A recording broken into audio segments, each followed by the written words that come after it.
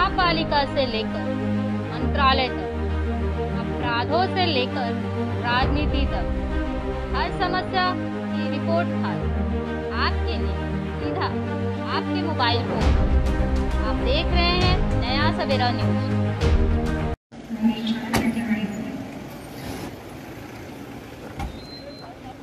सर्व मंडळींनी बसून घ्या।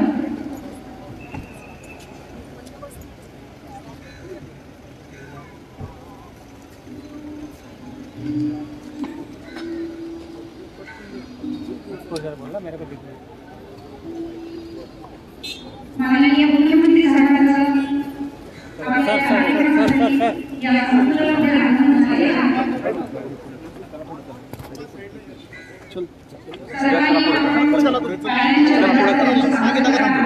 चला पुढे चला।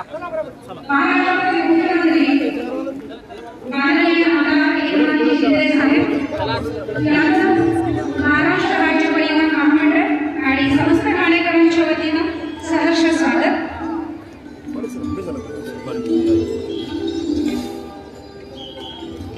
पुढे चला पुढे चला।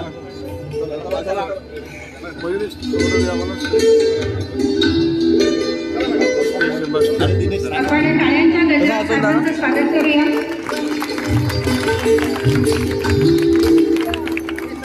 हे अनिकेत अनिकेत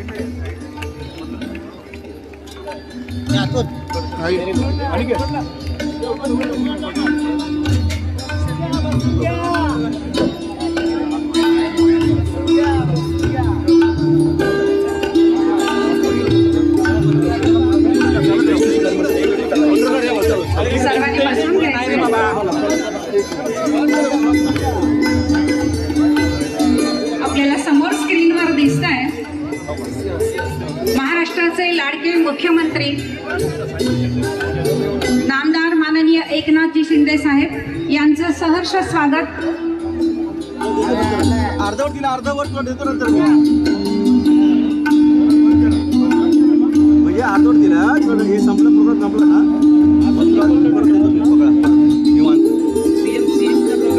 सर्वांनी स्थानापन्न व्हायचंय।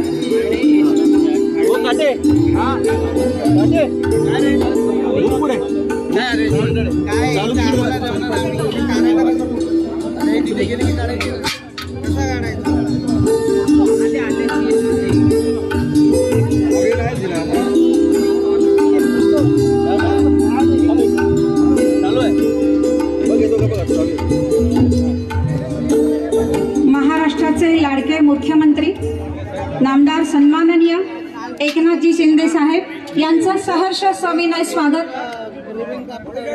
राहुल दिसतंय का? मला काय दिसत ऊन आहे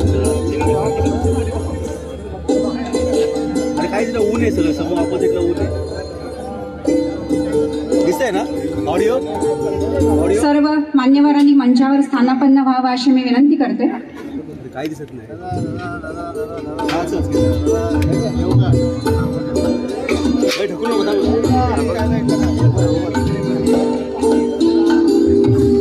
माननीय मुख्यमंत्री साहेब, माननीय पराग जैन साहेब, माननीय जिल्हाधिकारी शिंगारे साहेब, माननीय आयुक्त ठाणे महानगरपालिका श्रीयुत बांगर साहेब, माननीय पोलीस आयुक्त माननीय डोंबरे साहेब, त्याचबरोबर ठाणे जिल्हा प्रमुख प्रवक्ते माननीय नरेश म्हस्के साहेब, माजी महापौर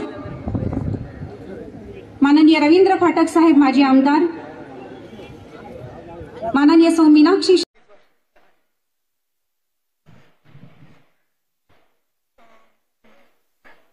महाराष्ट्र राज्य परिवहन महामंडळाच्या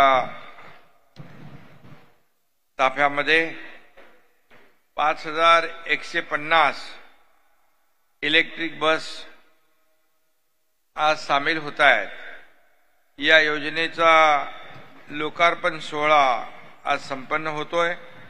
या सोहळ्यासाठी उपस्थित आमदार प्रताप सरनाईक, रवींद्र फाटकजी, नरेश म्हस्के, गोपाल लांडगे, मीनाक्षी ताई शिंदे, पराग जैन आमचे सचिव, अशोक शिंगारे जिल्हाधिकारी, माधव पुसेकर MD, व्यासपीठावरील सर्व सन्माननीय मान्यवर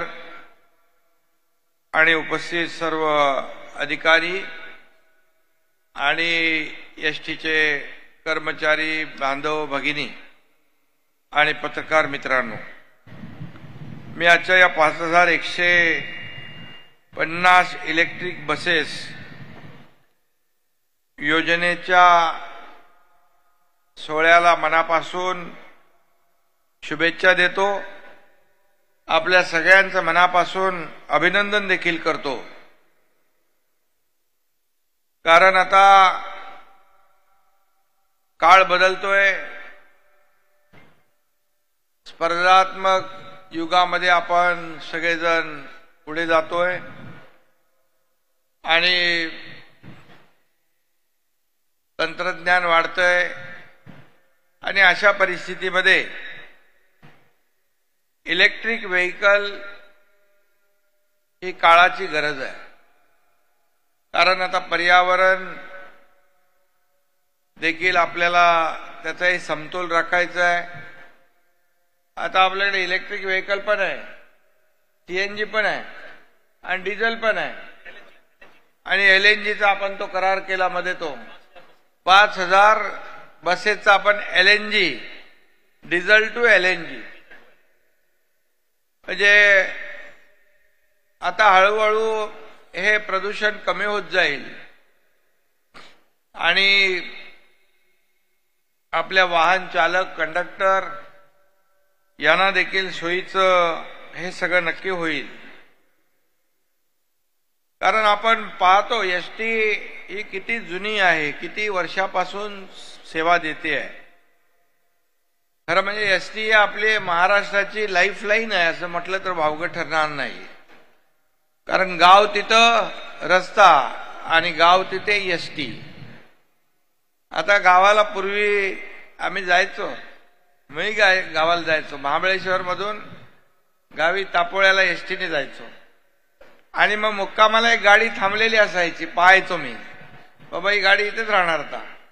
आणि एसटी ड्रायव्हर, कंडक्टर, कर्मचारी आणि गावकरी यांचं देखील अतिशय ऋणानुबंध आपण पाहिले, जिव्हाळ्याचं नातं पाहिलं.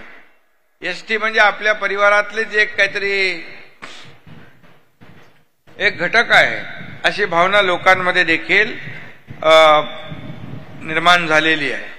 आणि म्हणून ग्रामीण भागाचा आज जो विकास झाला त्यात खरं म्हणजे एसटीचं देखील मोठं योगदान आहे. कारण एसटी जाण्यासाठी पण आपल्याला रस्ता पाहिजे आणि मग मागणी व्हायची, रस्ता नसायचा. त्यामुळे शासनाच्या वतीने रस्ते देखील करण्याचं काम आपण त्या काळामध्ये झालेलं आहे.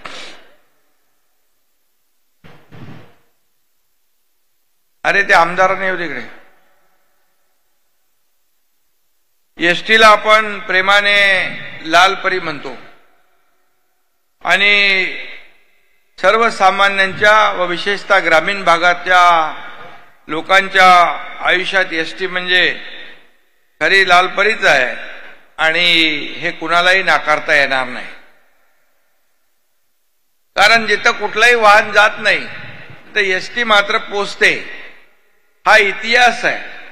आणि म्हणून आपल्या एसटी महामंडळाच्या अधिकारी, कर्मचारी, ड्रायव्हर, कंडक्टर यांचं देखील मनापासून अभिनंदन केलं पाहिजे की कधी न थकता, न चुकता आणि त्या ठिकाणी अविश्रांतपणे या ठिकाणी काम करणारा हा एसटी कर्मचारी आहे. पण आता अत्याधुनिक तंत्रज्ञानाचे पंख आपल्याला लाभले आहेत. त्यामुळे हीच एसटी कात टाकून नव्या युगामध्ये जोमाने वाटचाल करते आहे. आज बघितले आपण एसटी इथे त्याचं उद्घाटन केलं. तिकडे 2 आहे समोर आणि एअर कंडिशन आहे गाडी, वातानुकूलित गाडी आहे आणि इलेक्ट्रिक व्हेकल आहे. धूर बीर काय येत नाही, येतो धूर गायब. त्यामुळे प्रदूषण गायब, प्रदूषण कमी होणार, पर्यावरणाचा समतोल राखला जाणार. आणि म्हणून आज आपण ई बस सेवेचं लोकार्पण केलेलं आहे। आजपासून बोरवली ठाणे नाशिक मार्गावर या एसटीची ई बस ही जी सेवा आहे ती धावणार आहे। टप्प्याटप्प्याने राज्यभरामध्ये आपण या सेवा देण्याचा निर्धार केलेला आहे। कारण एसी सेवा, इलेक्ट्रिक व्हेकल सेवा, केंद्र सरकारचं पण धोरण तेच आहे की केंद्र सरकार जे आपल्याला देतं ना वाहनं, आता काहीतरी माझ्या माहितीप्रमाणे प्रत्येक कॉर्पोरेशन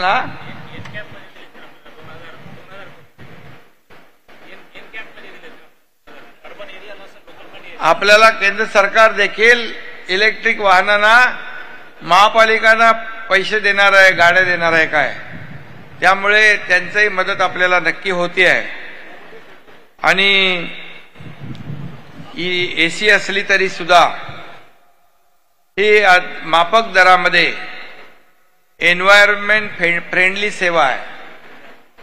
पराग जैन एकदा बोलले माझ्याशी, एकदा 5000 गाड्या आपण कर घेत असताना गावखेड्यामध्ये जाणाऱ्या एसट्या आपण विदाऊट एसी करू, बरोबर ना?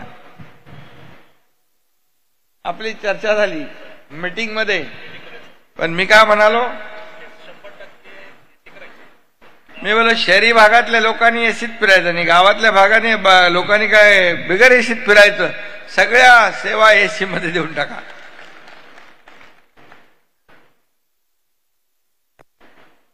शेवटी आपलं सर्वसामान्यांच्या साठी असलेलं सरकार आहे आणि म्हणून चांगल्या सुविधा आपल्या सर्वसामान्य लोकांना मिळाल्या पाहिजे ही भावना मनामध्ये ठेवली।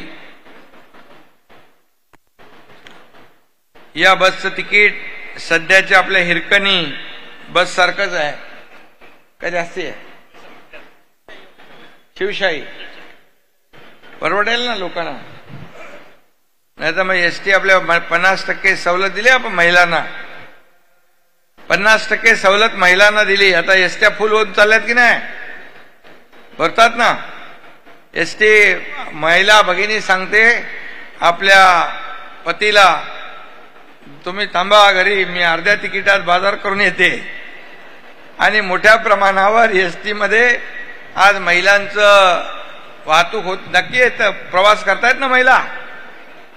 अरे बाबांनो, म्हणजे आपण घेतलेला निर्णय फायद्याचा आहे, एसटीलाही फायदा झालाय। अजून कमी करायचे का? एसटी पण चालली पाहिजे आपली। आणि ज्येष्ठांना देखील आपण 65 आणि 75 मध्ये पण काय सूट दिली ना, 75च्या वर लोकांना फ्री, 65 ते 75 50% आणि 75च्या वरचे फ्री। आता त्यावेळेस लोक म्हणाले अरे कुठं प्रवास करणार आहे, तर 65 ते 75 आणि 75 वर्षाच्या वरच्या लोकांनी किती लोकांनी प्रवास केला?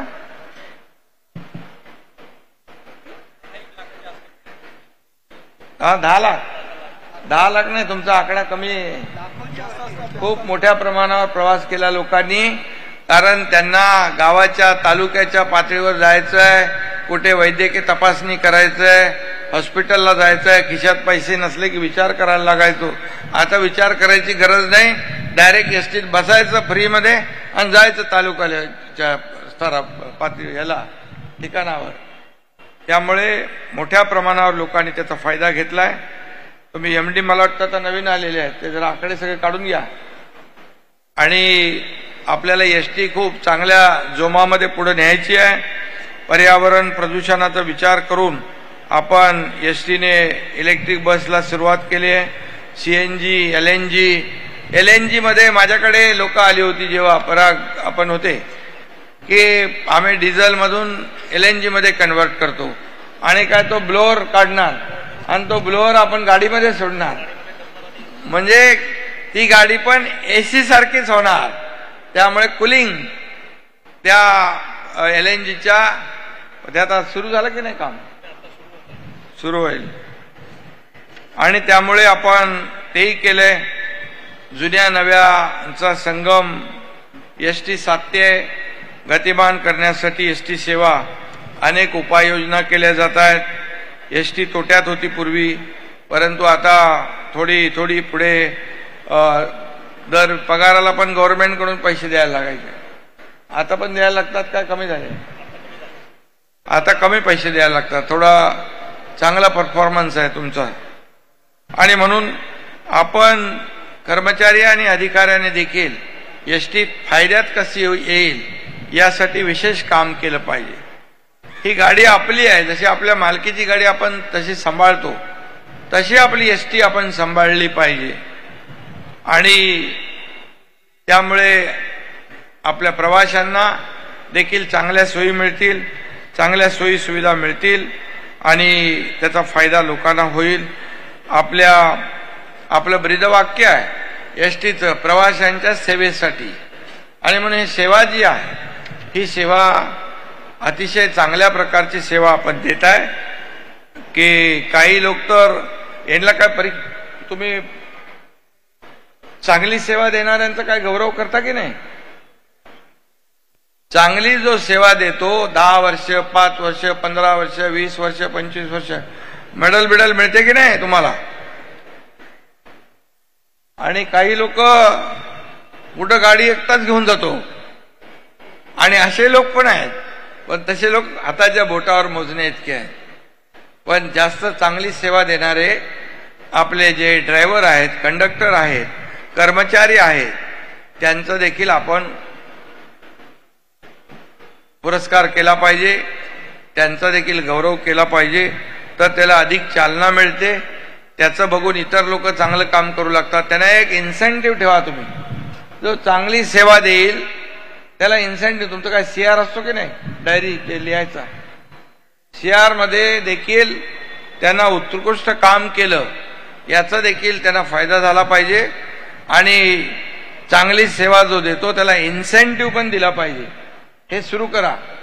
शेवटी प्रोत्साहन दिलं पाहिजे. आपण जे जुनं आहे चालू आहे, दिवस ढकलायची आहे, चालू दे, चलने दो, असं करू नका. तुम्ही आता MD तरुण आलेला आणि मला धावणारा माणूस पाहिजे. थांबणारा माणूस असला की तो बाहेर जातो, पळणारा पाहिजे. त्यामुळे बिलकुल अपेक्षित असलेलं काम आपण करा. शेवटी चांगलं काम करतो त्याच्या पाठीवर शाबासकीची थाप दिली पाहिजे, तेव्हा तो आणखी चांगलं काम करतो. आणि म्हणून हेही आपण करा. मी आपल्याला सांगितलं होतं की एसटी स्टँड जो आहे तो एसटी स्टँड चांगलं असलं पाहिजे, चांगलं तिथे सुविधा असल्या पाहिजे. आता बघतो आपण हे मीडियावाले सगळे दाखवतात खड्ड्यामधून असं पाणी उडते, मग खड्ड्यामधून धूळ उडते, सगळं मग आपण बघतो. ते बिचारे प्रवाशांना त्रास होतो. एसटीला गाडी ड्रायव्हरला खड्ड्यात जाऊन वर खाली गाडी करायला लागते, सगळ्या गोष्टी. त्यासाठी मी MIDCला सांगितलं यांना पैसे द्या. 500 कोटी रुपये दिले यांना. 600 कोटी त्याचं काम करता की नाही? 600 कोटी रुपये एसटीचं सगळं सुशोभीकरण करायला दिलेत मी उद्योग खात्यातून. पहिल्यांदा कधी असे पैसे मिळाले नव्हते. तर त्याचा उपयोग करून घ्या. चांगले कॉन्क्रीटचा प्लॅटफॉर्म तयार करा. खड्डे कधीच पडणार नाहीत हे बघा. आता इथं त्याचं सुशोभीकरण करा. इथं आता बाजूला मला वाटतं कमर्शियल बिल्डिंग बांधली आहे, पण एसटीचं जे हे आहे याला कुठं कलर बिलर का नाही मारला? तो तर म्हणजे माणूस बांधून विकून गेला वाटतं. ते हे चांगलं करा ना तुम्ही. एसटीचं इथं कमर्शियल एक्सप्लॉयटेशन केलं. आता इथं खोपटचा हा जुना एसटी डेपो आहे ना सगळ्यात. मग ह्याला आता पेंटिंग करा. इथे आता आतमध्ये आलो म्हणून कळलं, चांगलं दिसलं पाहिजे ना. याच्यावर पैसे मिळाले एसटीला. बाजूला मोठं कमर्शियल कॉम्प्लेक्स बांधलेलं आहे. त्यामुळे पराग तुम्ही हे सगळं लक्ष द्या. आणि MD तुम्ही लक्ष दिलं चांगलं तर लोकांना फायदा होईल. नाहीतर मग चांगलं काम करतात त्याचा सन्मान करतो मी, त्याला शाल श्रीफळ घालतो, इन्सेंटिव्ह पण देतो. पण तेच पारंपरिक काम करणाऱ्या माणसं काहीतरी इनोव्हेटिव्ह नवीन करा ना. आता कलेक्टर मी तुम्हाला उदाहरण देतो साताऱ्याच्या कलेक्टरचं. अरे सांगलीला होता, त्यांनी PHC 400 प्राथमिक आरोग्य केंद्राचं अपग्रेडेशन केलं आणि 400 शाळांचं मॉडेल स्कूलमध्ये रूपांतर केलं. आता तो साताऱ्यामध्ये काम करतोय, बांबूच्या मोठ्या प्रमाणावर लागवड करतोय. 10,000 हेक्टरचे त्यांनी कन्सेंट घेतलेत लोकांचे. असं इनोव्हेटिव्ह करा, नवीन काहीतरी. ते कलेक्टरचं काम आल्यानंतर दिवस काढायचे तर सगळे करतात, तुम्ही करू नका. ते चांगलं काम करा. आणि तुम्हाला मी सांगितलं, हे जे आपल्या महापालिका हद्दीच्या बाहेरचा जो कचरा पडलाय, डेब्रिज पडलाय, ते उचला ना, चालू करा. त्याला काय पैसे लागतात?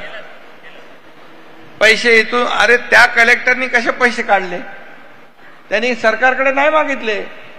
त्यांनी DPDC, मायनिंग फंड, आपला MGP, गुलाबराव पाटीलचं डिपार्टमेंट, नगर विकास, थोडे थोडे पैसे घेतले. माणसाला करण्याची जिद्द पाहिजे, तर जिद्द असेल तर सगळं होतं. म्हणून मी तुम्हाला सगळं सांगण्याचं कारण एवढं. आता डीप क्लीन ड्राईव्ह मी स्वतः करतोय. मुंबईचे रस्ते धुण्याचं काम चालू आहे, ठाण्याचे रस्ते आता धुण्याचं काम, स्वच्छ करण्याचं MMR मध्ये करतोय आपण, राज्यामध्ये हे रेप्लिकेट करतोय. तर ST मध्ये देखील मी सांगितलं तर स्पर्धा लावा.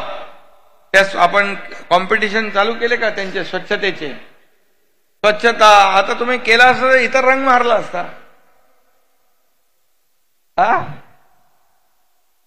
इथे बघा ना, हे आता तुम्हाला एवढा चांगला ST डेपो आहे, हो पाहिजे ना रंगरंगोटी. हे असं बिलकुल चालणार नाही, हे लक्ष द्या तुम्ही. आता फक्त मी सांगतोय तुम्हाला, टॉयलेटची STच्या सगळे टॉयलेट, बाथरूम, महिलांचे टॉयलेट चांगले असले पाहिजे. तिथे घाण असता कामा नये. पुरुषांना तिकडे टॉयलेट, बाथरूम चांगले असले पाहिजे. या ड्रायव्हर कंडक्टरचा विश्रांती रेस्ट रूम आहे, तो चांगला असला पाहिजे. तिथे थोडा वेळ त्यांना विश्रांती घेता आली पाहिजे. हे सगळं चेक करा. मी स्वतः व्हिजिट करणार 2-3 डेपोला, मग सगळ्यांची सफाई इथली पण होईल आणि सगळ्यांची होऊन जाईल. तर स्वच्छते बाबतीमध्ये आपण काहीतरी नाव पण दिलंय ना त्याला, स्वच्छता अभियान. त्यामुळे आपण 5150 गाड्या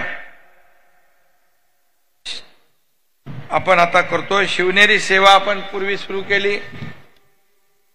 राज्यभरामध्ये 173 पेक्षा जास्त बस स्थानकांवर बस चार्जिंगची सोय केलेली आहे.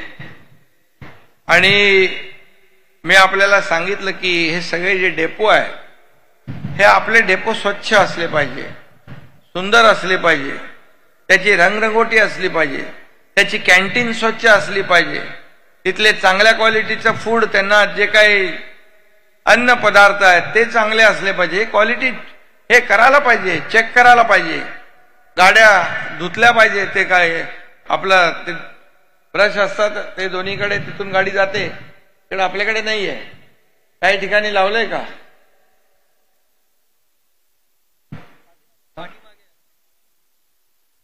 ते बघा सगळं. कारण गाडी स्वच्छ होऊन आतमध्ये माती, हे सगळे धूळ असता कामा नये. आतमध्ये प्रवास करणारा आपला नागरिक आहे, त्याला चांगली सेवा मिळाली पाहिजे. यासाठी या सगळ्या गोष्टींवर आपण लक्ष द्या आणि काही बदल त्याच्यामध्ये घडला पाहिजे असं मी या ठिकाणी सांगतो आपल्याला. आणि म्हणून आपल्या अनेक योजना आहेत.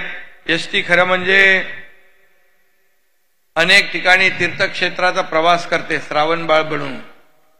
तीर्थक्षेत्रांना देखील आपल्या गाड्या ठरलेल्या आहेत आणि त्यामुळे आपल्याला आपण, मला वाटतं हिंदू हृदय सम्राट बाळासाहेब ठाकरे स्वच्छ सुंदर बस स्थानक अभियानांतर्गत राज्यातील या 193 बस स्थानकांचे सौंदर्यीकरण आणि सुशोभीकरण होणार आहे. ही योजना आपण जाहीर केली आहे. त्याचा मला आढावा द्या. किती आपण त्याच्यामध्ये कुठल्या कुठल्या बस स्टँडवर, डेपोवर आपण काय काय काम केलं. कारण मला वाटतं पराग हे आपण करून किती दिवस झाले? 8 महिने झाले. आता 8 महिने झाल्यानंतर आपण काय बदल केला ते आपण बघायला पाहिजे तिथे. आणि म्हणून अनेक योजना आपण केल्यात. कर्मचाऱ्यांना आपण हात दाखवा एसटी थांबवा, ही एसटीचे सामान्य माणसाची भावनिक नातं तयार झालंय. हात दाखवा एसटी थांबवा. आता असंच माझ्याबद्दल झालंय. अरे लगे हात दाखवतात, गाडी थांबवतात. ठीक आहे, आणि मी थांबतो पण. शेवटी आपले एक जिव्हाळा आहे, आपुलकी आहे. लोकांना वाटतं हा मुख्यमंत्र्याची गाडी थांबेलच, तसंच गेलो. आता काही गोष्टी आहेत सगळ्या त्या आपल्याला पाळाव्याही लागतात. पण लोकांना वाटतं आपला माणूस आहे, आणि मग मलाही त्यांना असं आवेरून जावं असं वाटत नाही. आणि त्यामुळे हात दाखवा एसटी थांबवा हे अजून आहे का नाही आहे? हात दाखवा एसटी थांबवा आहे. ठीक आहे, मला पण चालू ठेवावं लागेल. आणि म्हणून एवढंच सांगेन आपल्याला की ही एसटी जी आहे ही आपली, मी पहिलं सांगितलं, लाईफलाईन आहे. आणि ह्याच्यामध्ये आमूलाग्र बदल झाले पाहिजे. ह्याच्यामध्ये चांगली सेवा लोकांना मिळाली पाहिजे. आणि सेवा देत असताना मला वाटतं अनेक विषय आपण घेतलेत, अनेक विषय आपण मार्गी लावलेत. काही विषय जे आहेत आणखी एसटी महामंडळाच्या कर्मचारी अधिकाऱ्यांच्या शिल्लक आहेत. मी मगाशी पराग जैन यांना सांगत होतो, एक बैठक माझ्यासमोर लावा आणि काय काय विषय आपल्या कर्मचाऱ्यांचे आहेत ते मला सांगा. ते विषय जे आहेत आपण अगदी ताबडतोब सुटण्यासारखे असते लगेच सोडून टाकू. Short term, mid term, long term अशा प्रकारचं आपण एक शेड्यूल तयार करू. शेवटी मला तुमच्याबद्दल खूप आदर आहे. एसटी ड्रायव्हर, कंडक्टर अगदी गावागावामध्ये जाऊन खूप गरीब सर्वसामान्य गावकऱ्यांना सेवा देण्याचं काम करतो. अगदी गाडी वाकडे तिकडे वळणं असली, कुठे जागा वळणारा कमी असली तरी सुद्धा ड्रायव्हर तिकडे पोहोचतात आणि त्या ठिकाणी लोक जातात. मी आता गावी गेलो होतो, परागजन आपला मी ह्यांना सांगितलं, कोण ते आपले तुमचे एसटी मध्ये आपले काय ना काय भीम अधिकारी आपले आरटीओ आहेत का काय, भीमनवारला सांगितलं. त्यांच्याकडे काय आहे, त्यांच्याकडे कुठला चार्ज आहे? त्यांना मी सांगितलं तिकडे त्या आपल्या गावाकडे छोट्या गाड्या पाहिजे. छोट्या आहेत का ना, मिनी व्हॅन येत आहे. आणि गाड्या पण त्या बंद पडतात अशा गाड्या पाठवल्या तिकडे. मुख्यमंत्र्यांच्या गावाला अशा गाड्या पाठवू नका, थोड्या चांगल्या गाड्या पाठवा. त्यांना मी सांगून आलोय, आश्वासन दिलंय की चांगल्या गाड्या येतील. आता नवीन गाड्या आल्यात आपल्या. आता या नवीन गाड्यांपैकी म्हणजे माझ्या गावालाच नाही, सगळीकडे महाराष्ट्रामध्ये, नाही तर म्हणाल मुख्यमंत्र्यांच्या गावाला चांगल्या गाड्या पाठवा. आपल्या राज्यभर गाड्या चांगल्या असल्या पाहिजे. कुठल्याही एखाद्या वेळेस ब्रेकडाऊन गाडी झाली तर ताबडतोब दुसरी गाडी हजर झाली पाहिजे. प्रवाशांची गैरसोय होता कामा नये. शेवटी प्रवासी हाच आपला खऱ्या अर्थाने तुमचा एसटी आणि प्रवासी हे एक जिव्हाळ्याचं नातं आहे. आणि म्हणून खाजगी गाड्यांची देखील आपली स्पर्धा असते. आणि म्हणून यशस्वीपणे त्यावर मात करण्यासाठी एसटीला पुन्हा एकदा सोन्याचे दिवस आणण्यासाठी पूर्ण आपण प्रयत्न करा. मी मुख्यमंत्री म्हणून आपल्या सदैव पाठीशी आहे. काही लोक मध्ये सस्पेंड झाले होते, त्यांना आपण घेतले ना, सस्पेंड लोकांना घेतले आपण परत ना. तर पण काय असं सस्पेंड होण्यासारखं काय काम करू नका परत. त्यामुळे आपल्या आजच्या या इलेक्ट्रिक व्हेकलच्या लोकार्पण प्रसंगी आपल्या सगळ्यांचं मनापासून मी अभिनंदन करतो. मनापासून आपल्याला सगळ्यांना धन्यवाद देतो. मी ज्या काही सूचना केलेल्या आहेत अधिकाऱ्यांनी याची पूर्ण नोंद घ्यावी आणि एक चांगली सेवा प्रवाशांना आपल्या एसटी महामंडळाकडून मिळाली पाहिजे, अशा प्रकारचं आपण काम करा. धन्यवाद. जय हिंद, जय महाराष्ट्र.